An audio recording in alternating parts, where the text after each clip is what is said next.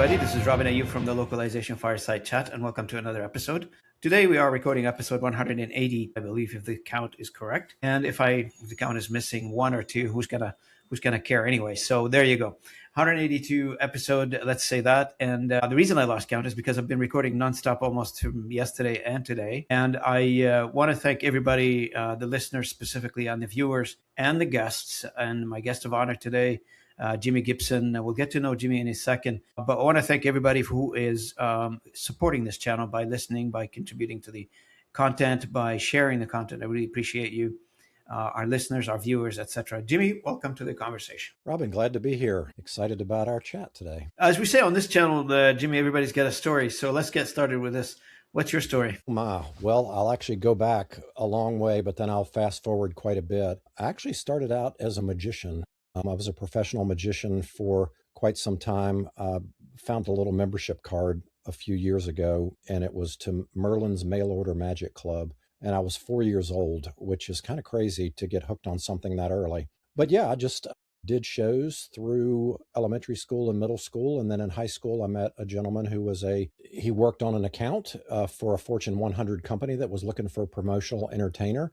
And I landed the gig, and 16 years into it, I was still doing these promotional shows, and I got to hang out at the ad agency and see how the whole creative process worked. I thought if there was any career that most mimicked being a magician, it would be in marketing. And so I began working in agencies and actually started out on the creative side. I was a creative director, and then I ran an agency, and still maintained my creative director role. So I would go put on my coat and tie and meet with the clients, and then I would come back and take off my coat and tie and put my flip-flops on and, back to the creative team. And I always liked that sort of left brain, right brain. What is the client trying to achieve? Why are we creating all this cool stuff? Is the client happy? Are they making money? And so, yeah, most of my career has been in that agency world. I did magic shows all the way through that process. I performed at the MGM in Las Vegas. I had my own magic theater.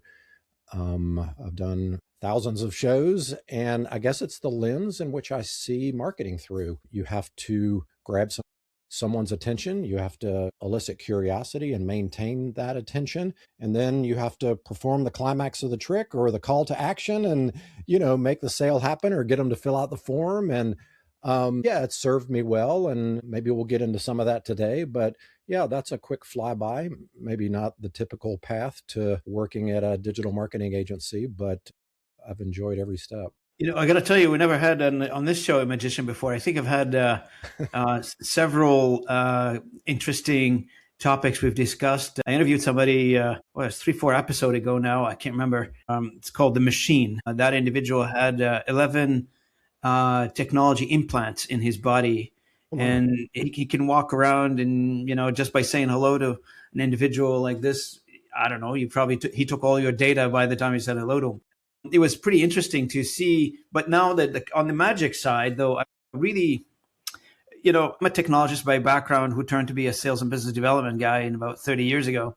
I forgot all about technology. Well, not really, but more of a business development than a technologist now. So I feel like when somebody says, I use magic to, sometimes like when I was in the boardroom with customers, I feel like I wish I had a magic wand that can switch everybody's mind and transfer what I want to say or what I want these people to do to actually do it. Is there a magic trick for salespeople that they're taking advantage of this? Yeah, I would say there's a process that anybody could use in a sales process. You could do it in guiding your team.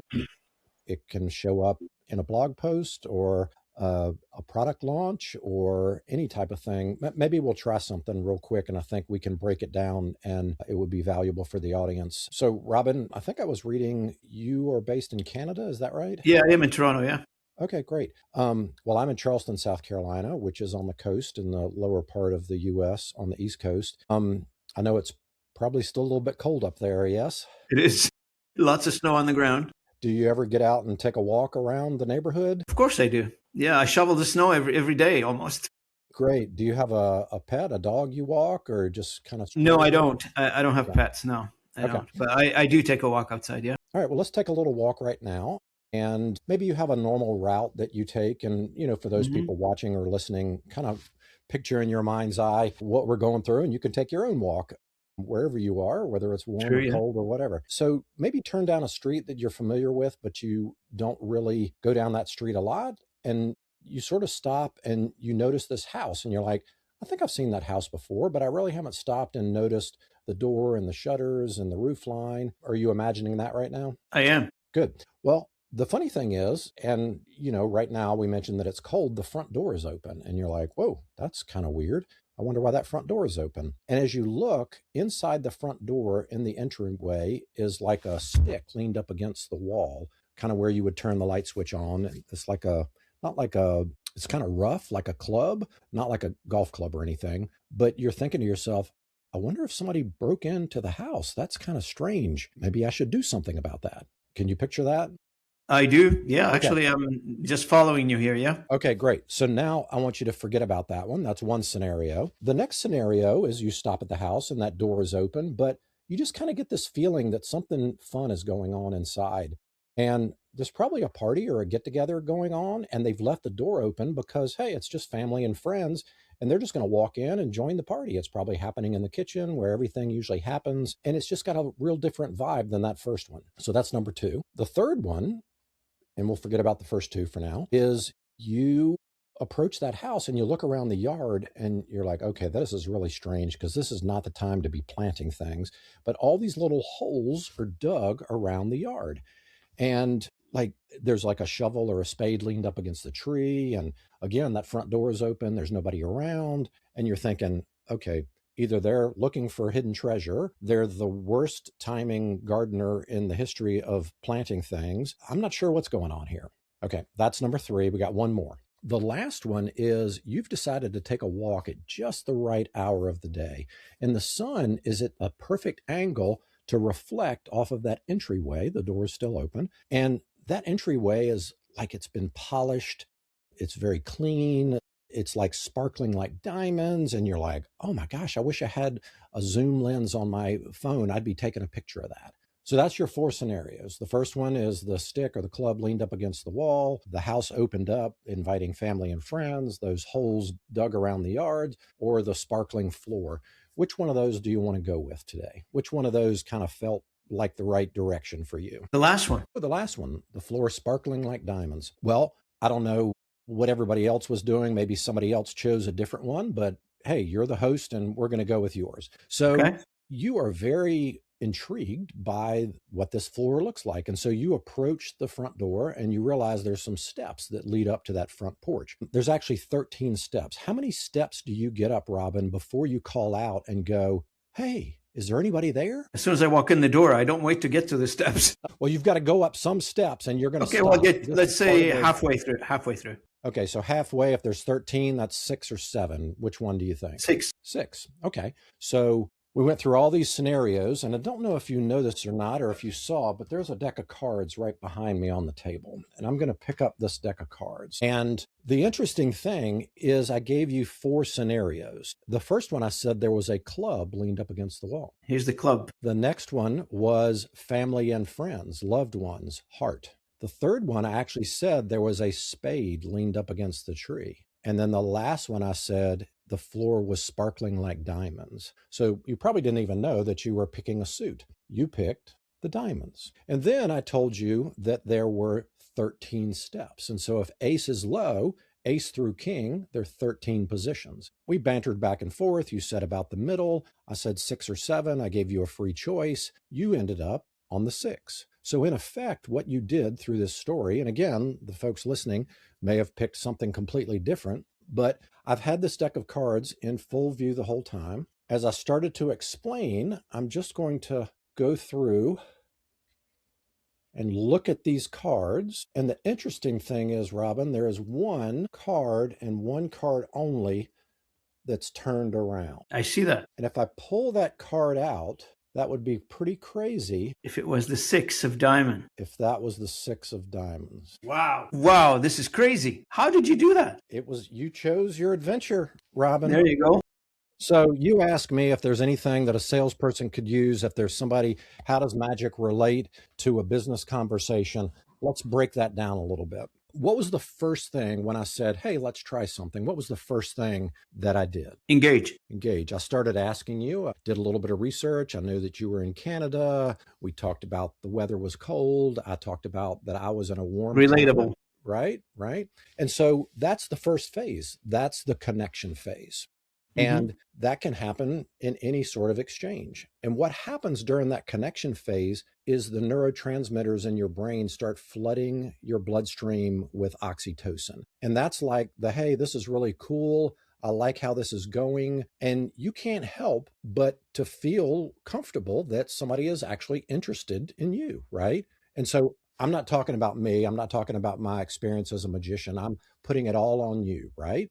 And so I am making that connection and I'm flooding your brain with oxytocin, flooding your bloodstream with oxytocin, which gives me the permission now to go to the next phase. What is the next phase? Well, the next phase was this weird journey down this street, and I'm giving you all these scenarios. Tell me what that felt like in your head. What's going through your mind as I start talking about all of that? You know, because I live in Canada in the middle of a snowstorms all the time, and today we have a rainstorm on top of snow. I felt like to me personally, I felt like it's spring, it's break.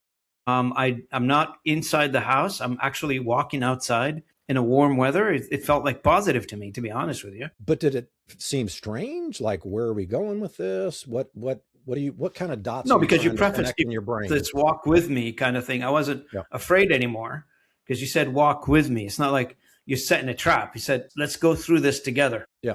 Yeah. But there's probably some level of curiosity about all these different scenarios, right? 100%. I want to know what's at the other end, but I wasn't afraid, to be honest with you. It's more of a discovery journey. Yeah. Nice. Well, I didn't put those words in your mouth because what's actually happening is now your bloodstream is being flooded with dopamine. And we've heard about dopamine, with addiction to social media. That's not really what it is. What dopamine is an expectation of a reward or some conclusion to something, right? And so when you're on social media, you want somebody to like your post, share your post, comment on your post. When we're going through this process, you said, well, my imagination kicked in. It's raining outside, but I imagined a spring day. I want to know where we're going with this. Like, how many scenarios are we going to go through? Now, obviously, we're on a podcast. I have a limited amount of time.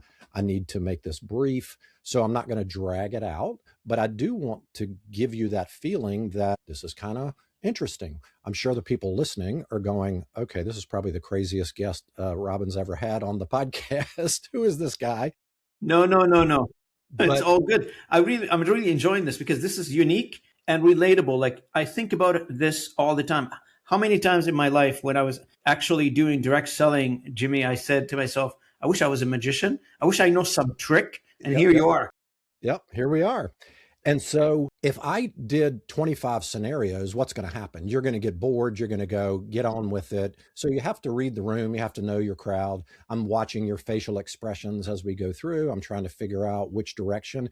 But I know that we're headed towards a card, right? And so then we talk about the 13 steps. And so there's this intrigue and you're in the state of dopamine. And so now I have to bring it to the conclusion. I have to bring it to the climax of the trick. And so that's called the conversion stage. And so I'm dragging this out a little bit and I'm actually having you start to finish the story for me, right? And so I've brought you to the state where you're kind of confused. You've picked your scenario, the floor that's shining, you've picked your step, and then I slowly turn around and I show you that there's a deck of cards. And then you go, okay, I don't know what the deck of cards is. And then you actually completed my sentence for me as I started to go clubs, hearts, spades, and then you went diamonds, right? And so now in your brain, you're starting to get that closure. You're starting to get the Connecting reward, the dots, basically. connecting the dots, right? And then I'm spreading the cards out. I'm building up that tension. I'm pulling the card out. And then again, you finish my sentence for me. The 6 of diamonds. And then I slowly turn it over.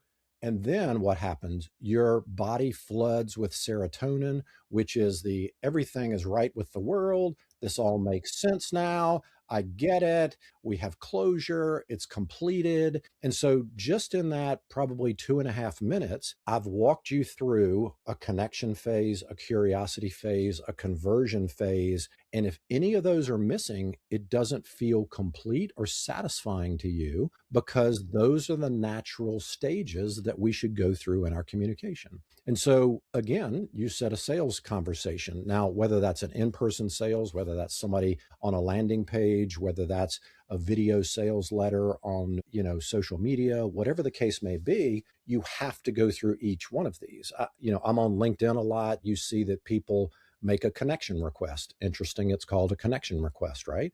Well, what happens after you accept that connection request? You're immediately hit with the pitch, Of and that course. just feels icky. Why?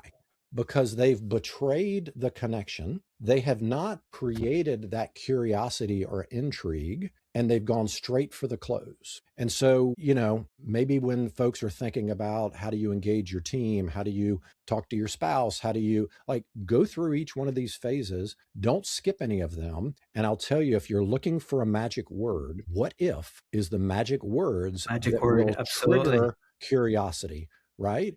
And so if you're looking for some type of sales copy, you know that your product or service is better than somebody else's, and the competitors do this, you can feed that in and go, well, what if I could show you a way that you could achieve this goal without, the pain or, whatever the case may be. And then you're basically teeing them up to expect closure or the reward of that final stage. And then the close or the pitch or the call to action doesn't feel weird, because it's simply satisfying that neurochemical need to have closure and receive the solution to what you've brought up with the what if. That's right. No, you bring a very good topic when people jump into the last part of the conversation versus going through the process of steps. Yep.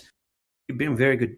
That's very appropriately, specifically right now, like with the social media stuff. Yeah, I get a lot of connection requests, but I'm like you. First message I receive right after the connection request, oh, I've got something to sell you, basically. Yeah. And I feel like, like I might not be in a position to buy from anybody, and I'm probably going to say no to most of the pitches out there, but I will never say no to somebody who wants to strike a conversation, get to know one another. Yep. I will never say no to that.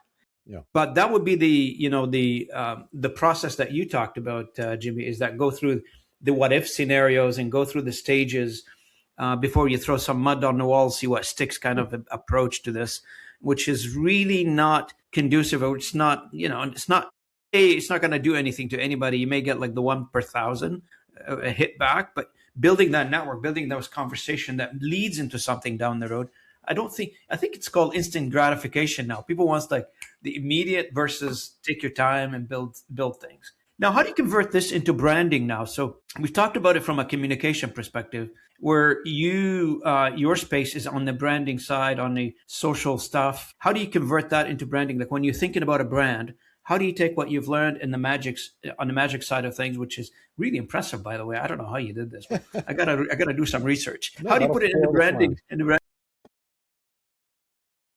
Yeah. So basically, our responsibility, we have about 1,000 active clients, and they come to us to grow their business, right? And so how do you grow your business in a way that respects the person who is seeking something they want or to alleviate some pain that they have, right? And so we work with a variety of different clients. It could be a home service client, a plumber, a roofer, restoration company. We work with lawyers. And so these principles have to go across all different industries and all different types of products and services. And I would say the biggest thing that we have to unwind from people is, and we'll just use a website as an example, right? Because that's typically the hub of where the business resides. And we can get into a little bit of the AI shift that's happening now with traffic dropping on websites. But anyway, that's beside the point. Let's talk about the website. A lot of the folks that we talk to when we go to their website before we get into a conversation about what needs to change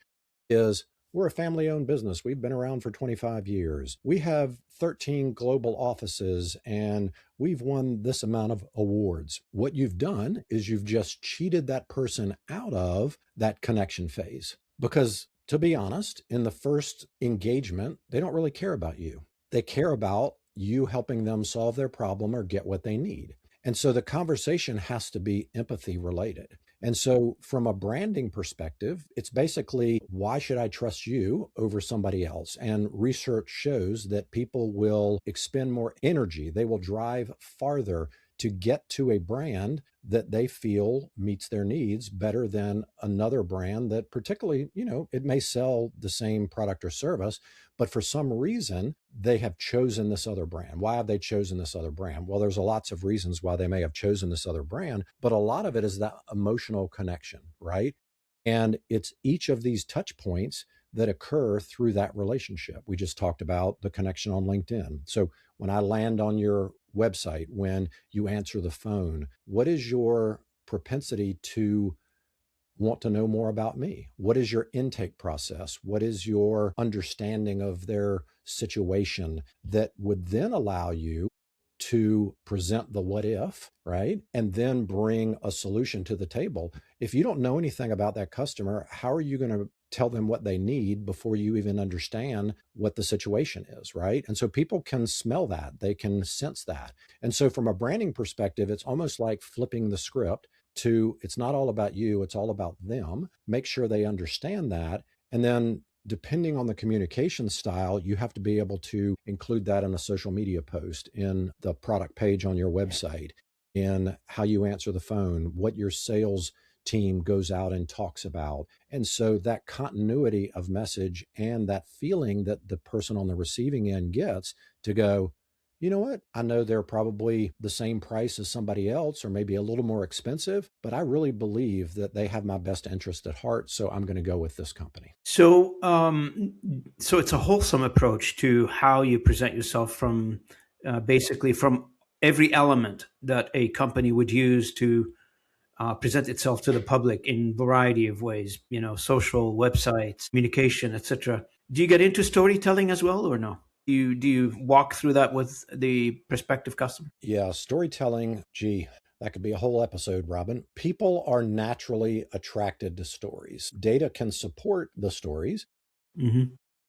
but it's just the natural way that we communicate. And there's a way to tell a good story and there's a way to tell a bad story. And there's all sorts of stories that need to be told. And so I would say the four stories, if you're looking at, what story should I tell as a business? Probably the first one you should lead with is either the client story or the transformation story, because that shows what's going to happen when you work with this organization. And so the transformation story is, what is the before and after? And that could be sort of a combination of a lot of different clients, but this is your process on what you do. The client story is what you would think it would be. It'd be a testimonial.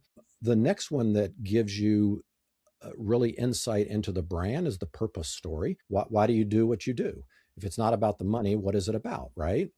And then the last one is the founder story, which is a little different than the purpose story, because the founder, people want to know who started this, what's the history of the business, why did it come into existence? And so those are the four stories that we would typically start with. But then there's opportunities for storytelling at each one of those stages.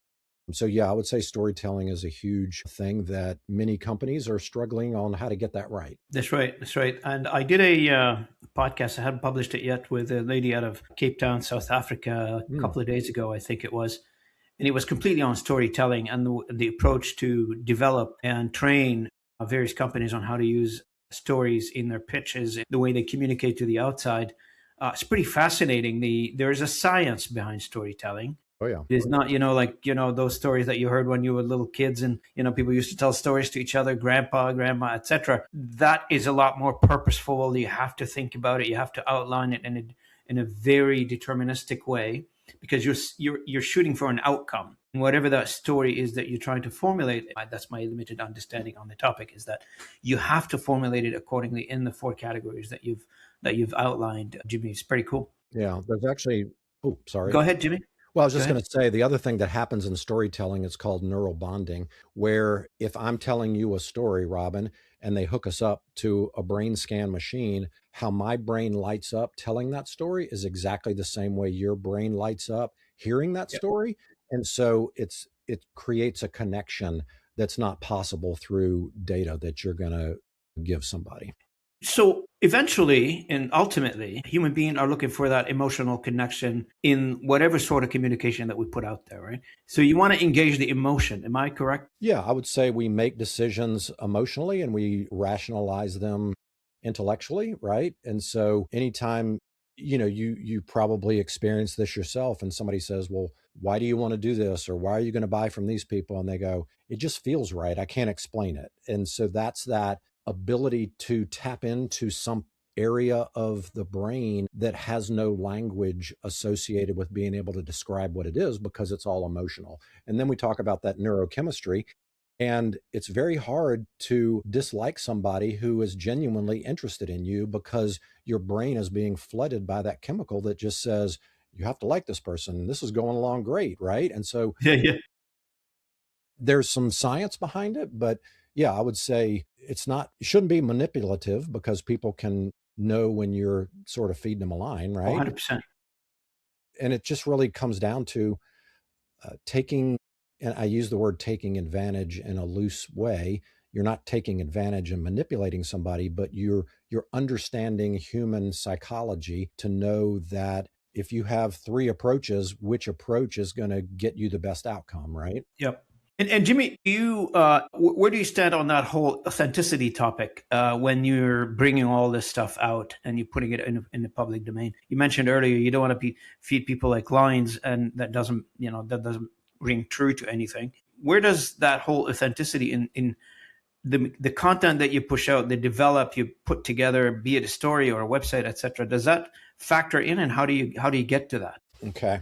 You just opened up Pandora's box here. So I'm going to talk a little bit about that from the AI perspective. And then I'm going to give you a really easy way to make sure that everything you put out is authentic. And I'm going to use my hand because I'm a magician and we use hands to, do magic tricks. I'm going to give you about a year's worth of authentic content just by using my hand. But what we've seen over the last 12 to 18 months is the escalation of really vanilla plain content because everybody's hitting that chat GPT button and creating really stuff that doesn't say a whole lot. Like it sounds good, but it doesn't share the bumps, the bruises, the pains, the champagne toasts of all the things that went well. And when you're able to talk about all of that from an authentic standpoint, you are going to leapfrog the people that are just pumping out generic content.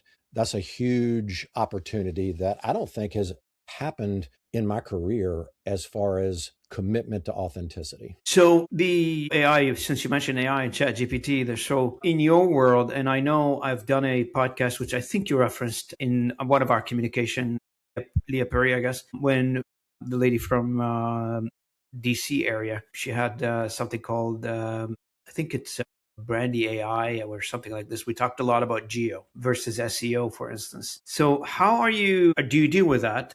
From a geo perspective, and because its technology is going to change, and there's a lot of predictions out there. People would say, well, the traditional search will probably be gone. We don't know the timelines. A lot of predictions around the timeline of that as well. But how are you working with the new, not just from an AI content generation, but from searchability and being able to be rated on those platforms, the new platforms? Yeah. And you're absolutely right. It's changing daily, not weekly and monthly, right? There's new tools coming out, there's new research being done. It's hard to keep up with. And so you mentioned GEO, which is generative engine optimization, which relates to these large language models like Claude, Perplexity, ChatGPT, Grok, Gemini, and also sort of fringe would be AI mode for a Google search. The other acronym that you may hear is AEO, which is Answer Engine Optimization, which is basically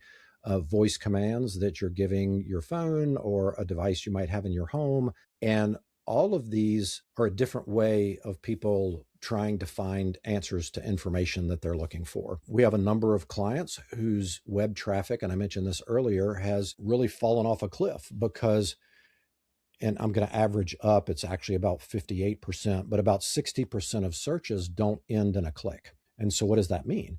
That means when somebody searches, especially on Google, because of the way things are displayed now, we call this the zero click phase that we're in. There's no click to the website. They're getting their answer in another way. When you look at people looking at AI overviews, about 25% of the searches end up in AI overviews. 76% of voice searches are locally based. I would say the issue is everybody's talking about the tools. Everybody's talking about how to streamline their processes, workflows, but there's very little conversation about what's it going to take for me to show up in one of these searches that happens off of Google. And so there are particular things. An LLM is not a search engine. It has a knowledge base. It is also looking for, and I'm going to give you an acronym here. Actually, Google developed it in 2016 as EAT. They actually expanded that in the early 2020 realm, maybe 2022, to EEAT, which is experience, expertise, authority, and trustworthiness. And so they are looking to see who is the most trustworthy result that I can provide when somebody searches an LLM.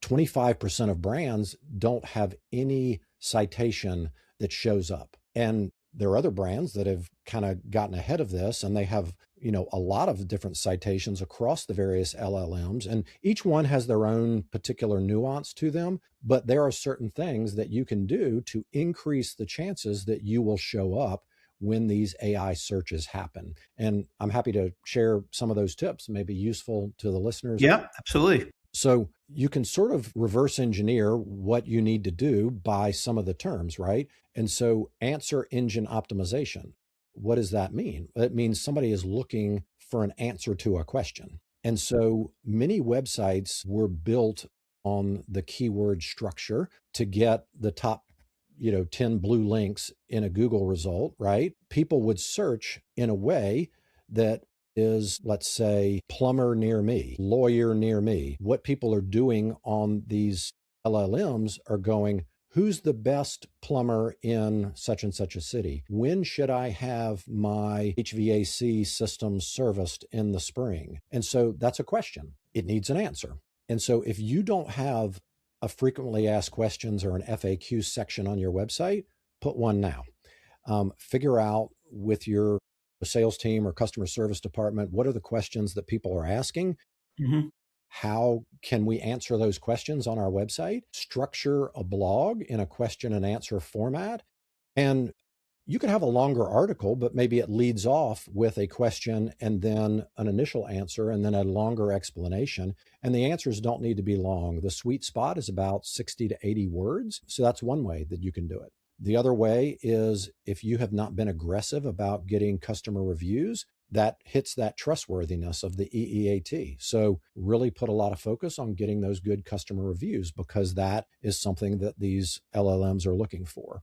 And so, yeah, I would say we spend a lot of time consulting with clients on that. And then I'll tell you a secret little hack. These LLMs really trust people more than they do faceless businesses, because if they're looking for experience and expertise, there's no way for a business to have that expertise, because the business is made up of people, right? Right.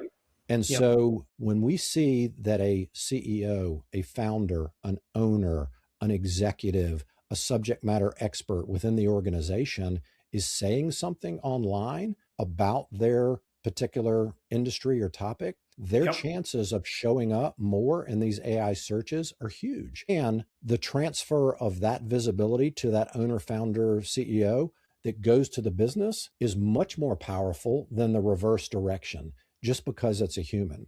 So again, if you have a blog on your website and it doesn't have an author with a byline and credentials associated with it, go add those right now. If you're not being engaged in posting, Search Engine Journal, which is a pretty reputable go-to place for people learning about search engines or the behavior of search engines, published a research report that if an executive posts 10 times a year, not a month, a year on LinkedIn, their referral volume will increase 30% and their deal size will be larger. And that's validated by data, I'm assuming. Otherwise, they Yep. wouldn't be able to make that claim, Yep. right? Yep. And so these are not just pie in the sky things. These are actual things that we're seeing happen in the marketplace, because when somebody does one of these searches and a person shows up behind the business that you believe is an expert with experience, that has authority and is trustworthy, then those signals really allow these LLMs to present you as the solution to the answer that the person was looking for. No, Jimmy, there was a topic that I wanted to discuss around the LLM and the discoverability of businesses and the authenticity around the businesses.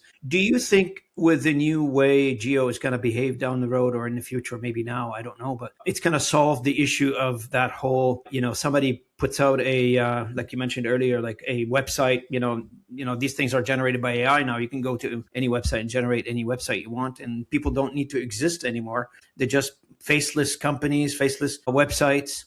And is the Geo intelligent enough to decipher this is true, this is false, this is authentic, this is fake? Are we going to go back into that whole false reviews that we've seen on Google? The business that says I've got 5-star rating, but when you tend to experience their services, he's thinking, who gave you those 5-star ratings? Yeah, great question. And I would say still early days and things are getting sorted out. And so one of the techniques that is actually many people have been using over the last few months is what's called a listicle. And so you can put an article on your website and you can rank all of your competitors and you can put yourself number one. And so AI loved that because it had a ranking order, it showed expertise, it was easy to pull that information. But again, it's learning, it's understanding, oh, well, they're just sort of manipulating the system. What AI is looking for is consistency and coherence. And so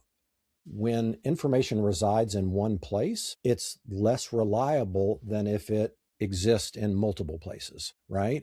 It also wants to know, is the sentiment positive or negative across a variety of places? And so, yeah, you could publish reviews that were all positive, but if some other review platform has a preponderance of negative replies, it's going to know that. And so the other advice that we give a business is don't try to talk about everything. If you want to be cited by AI, pick the top 3 to 5 things that you want to talk about and be known for. And it will understand as that gets fanned out, because it doesn't really look at things the same way that a Google search would. It's going to see that consistency of message, consistency of, what is the sentiment about this organization, and the coherence of, okay, they're always talking about these particular things. They must be an expert in that. And these names are attached to that information, which again, it can go understand whether these are fake people or they're real people or, all this type of thing. So I would say in the short term, there's probably going to be people gaming the system, but in the long run, I actually think it's a better system. And then the other thing that it'll do, and you've probably experienced this if you've used any of the tools, it gets to know you. And when you are looking for something, Robin, you're going to get a different result than I'm going to get. And so it tries to get Individualized. Get you an individualized experience, which, in the end is really what you want, because if it knows your behaviors and your patterns of purchasing, you just want to get to the information as quickly as possible and you want to get the most reliable result you can. Now, this picture that we're talking about right now, specifically from the point of view of Thrive, where you work, which is a full digital marketing agency. That's right. You provide a bunch of services to customers, from web development, web design, search engine optimization, geo, commercial photography, etc. I'm just reading what's on your website here. So does it matter, or does the picture changes or shifts a little bit between B2B to B2C in your environment? I would say it probably shifts just like any marketing campaign would. If you look at a B2B situation, you're probably talking about association membership, you're talking about distribution channels, you might be talking about margins, or, do you have warehouses? Can you get me what I need? Again, reviews, are they based on the end user? Are they based on a B2B customer? Certainly in a B2C environment, there's a different type. So it typically is more transactional based, right? And so if it's a product or service, they're looking, and they typically tend to be more localized. And so what are the geographic signals around that restaurant or that cleaning business or that store that sells a particular type of goods? And it's looking for different things related to those particular types of businesses. So yeah, I would say it's a different approach. If I had to make a big swash, it would say here are the big level things that you should take care of, and then depending on your industry and then who you serve, here's the next layer of things that you probably should pay attention to. Yeah, absolutely. Now, let's talk a little bit about from a localization perspective. I'm assuming your customers are not just speaking English. I'm guessing some of your customers, they have to speak other languages, etc. How do you address the localization part in your business now? Like if you're serving companies that they are global, let's say, or you're serving local companies that their customers happen to speak other languages. How are you addressing the localization part right now, Jimmy, in your business? Yeah, and I would say Thrive has been around for 20 years, and the decision by the founder, Matt, was that we would focus primarily on a United States market. And so I would say 98% of our clients are US In the based. US? Yep. But we do work with clients that are global with a predominance in the US. And so obviously when we get into that, then we talk about, websites that have multilingual functionality. We talk about localization within that market and understanding what are the differences on not only how they speak, but what is the climate difference? What are the needs related to the business? Yep. And we have to be able to address those appropriately. So I would say it's not a major portion of our business, but we do understand that it does take a different mindset shift when we move into another market. Yeah, as I discovered when I was working with the market research industry, although you could be like a US based company, and I've worked with a lot of, I was member of many market research associations in the US, but Yeah. a lot of the market research companies that they're in the US, for instance, let's say they're fielding a global study, for instance, on whatever purpose, for medical reasons or social reasons or whatever. What I found throughout this is when you field a study, let's say in 20 countries, each country needs to have their own questions in that study. Because let's say you take example, for instance, the salary bracket. It's a typical thing you answer in a survey, right? Sure. So salary brackets, let's say in North America, are a little different than if you ask the same question in another country. Could throw them off, and that's the kind of thing I was looking to. Localization is a language as well, but there are many other things that a global Right. company need to address as well. So. Yeah, absolutely. And especially if organizations are procuring talent from other areas and the geo arbitrage associated with how those skill sets match up with the salary bands in a particular area of the world are things that we do get into talking about for sure. If somebody on your customer prospects, customers, let's say a B2B founder, for instance, listening to us right now and want to prepare for AI-driven discovery, what do you think they should do first from an implementation perspective, either now or in the next quarter? I'm going to try to word this the right way, but you can no longer hide behind the logo. You've got to get out and say something about what you feel is important to say in your business.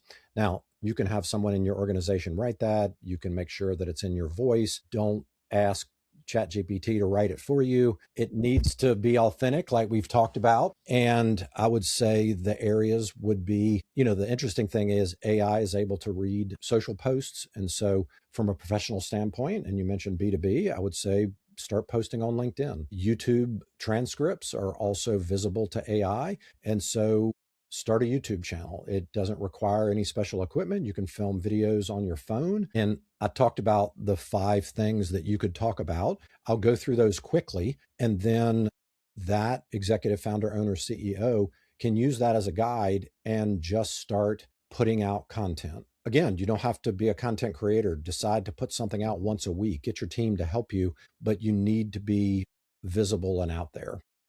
Absolutely. And so the 5 fingers that I'll go over, and for those of you watching, I'm holding up my left hand. I'll start with my pinky. We all remember the pinky promise that you made on the playground as a kid, right? And so you promised something and you didn't break that promise, or your name was not good on that playground. So as a business, what are you promising? What are you going to stand behind? What are your guarantees? What are your risk reversals? What are you promising to your customer? What are you promising to your team? What are you promising to your vendors? So there's about 10 things right there that you could write a lot about, one about each one that I just mentioned. The next one is the ring finger. Most areas in the Western hemisphere, they wear their wedding band on the left hand, that ring finger. So that relationship that was started. You didn't ask the person to marry you on the first date, but are you thinking about a long-term relationship? What is the passion that was ignited to be involved in this business? What is the spark? You need to respect that relationship. And then, are you in it for the long haul? What decisions do you make when you're in it for the long haul? Do you own your mistakes? Do you apologize? So again, another 10 things that you could write about. The middle finger is a tricky one. Again, I'm not holding up my middle finger to Robin. I've got all my fingers up. Most people think that's a vulgar symbol, but it's actually a symbol of defiance, right? And so who's the villain or who's the enemy in your business? It could be an ideology. It could be your customers can rally around that, right? So you got to name your villain. The next one is the pointy finger. The pointy finger has a direction. It's pointing to somebody. If you don't know who you're talking to, you can't talk about those last three things. So you have to know who you're talking to, right? And then it also is a symbol for number one. Are you committed to being number one? It's also a symbol for moving up. Are you going in the right direction? So lots of things with the pointy finger. The thumb is the universal symbol for thumbs up. Things are going well. If you had a KPI dashboard that was just thumbs up or thumbs down, you would know if things are going well or not so well, right? It's also the thumbprint, your identity. What thumbprint are you leaving on the world because of your business and your service? What thumbprint are you leaving on your customers, your team, your vendors? It's unique. It's an identity to you. I have 3 sets of twins as nieces and nephews. They can open each other's phones with their Face ID. They can't open with their thumbprint. It's unique to you. So when you talk about being authentic, ChatGPT cannot write about any one of those fingers. I've just given you probably 50 or 60 things that you can talk about. And you probably, as you're listening to this, you're thinking through, okay, I could start with my middle finger because I'm really mad because people need to know that they should not be doing this. They should be doing that. And so hopefully that's helpful to the It's listeners. helpful. Absolutely helpful. You know what? This is very good for the listeners as well and the audience to get this recipe directly from you, Jimmy, because I hear it quite a bit on this channel. Almost 180 guests such as yourself, respected guests such as yourself, Jimmy, came onto this channel to tell me, a lot of them are saying like I was just going to address it earlier, that, we're good. We rank well, but the train in a lot of cases has passed them, and I know better, but they don't know the train has passed them. They way past them, but they say, we're doing well. I mean, we're ranking well in SEO. Search finds us well, but I don't know if they have the full spectrum of the picture where what's their competitors doing? What's your position in the marketplace? Are you advancing as fast as others? Are you stalled? Are you flat? Are you going behind kind of thing? But this is where a conversation such as this, Jimmy, and I thank you again for your time. I really appreciate it. It's elevating the conversation to a level where the understanding I gained from you today, it's incredible. And I'm sure the understanding that the audience has gained from you today is incredible. I've had many people come on this channel, but nobody explained it the way you did. I really appreciate that. Thank you. And that's the magic part. I really love that. Well, thank you, Robin. It's been fun. I really appreciate it. Any last comments, Jimmy, before we wrap it up? No, I would just say, if we keep with the magic analogy, just go out there and provide joy and wonder to your team and to your customers and spread the magic around. And I can get as cliche as you want, but everybody uses the same analogy. I guess I have a license to say that. And yeah, it's been fun, and just be optimistic and just be encouraged that it's a fun place to be right now. Absolutely. And there's a lot of tools that's making it exciting right now. So every day there's a new discovery, which makes us itch to try it out. So I want to thank you, Jimmy. I want to thank the audience as well for listening to us for this incredible conversation with Jimi Gibson from Thrive. If you guys want to get a hold of Jimi Gibson and you can't find him, please connect with me. I will be happy to facilitate an introduction. No problem. If this conversation has struck a chord with you, I hope it did. I hope you learned a few things. And if you want to comment back either directly to me via email or social media, commenting, etc., happy to respond to your comment and funnel them directly to Jimmy if the questions are for Jimmy. So thanks again for coming on YouTube. Thanks for watching us. If you're coming on the audio channels, thanks for listening in. And I will see you at the next episode. Thanks, everybody.